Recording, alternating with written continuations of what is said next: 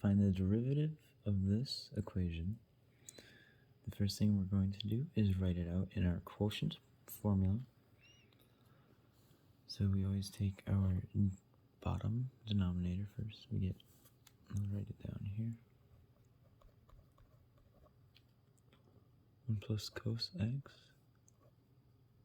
And we get the derivative of, I do u, so it's, or in this case it's y, because our top number. Okay. And then we have that minus.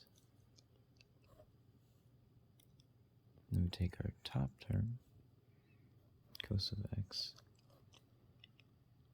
times the derivative of x, or this v term. I like to do d of v over dv over dv. Okay.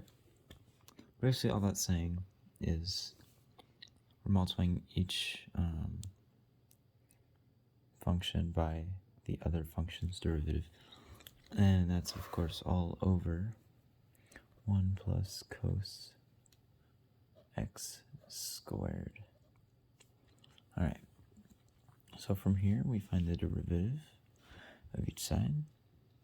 So first we'll find the derivative of cos x, and the derivative of cos x is just the theorem that cos x's derivative, or d over d of x, equals negative sine x.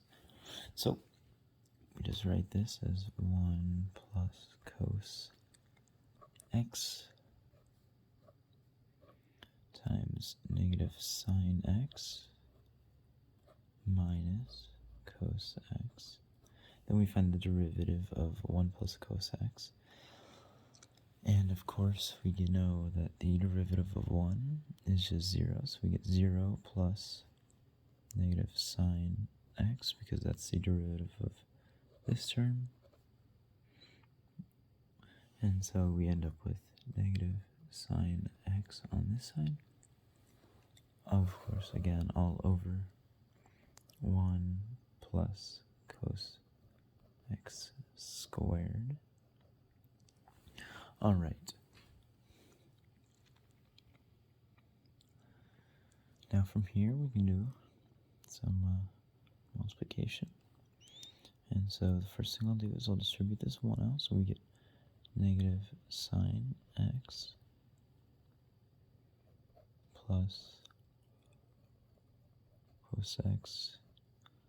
I'll put this in the extra parentheses. Negative sine x minus cos x times negative sine x. And so what ends up happening here is that this is basically, you distribute out negative cos x times sine x minus the same thing over here, negative cos x plus sine x. And that ends up being a addition sign.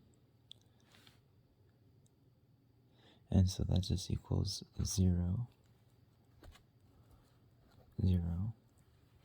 And so now we're left with negative sine x plus 0 over 1 plus cos x squared equals negative sine x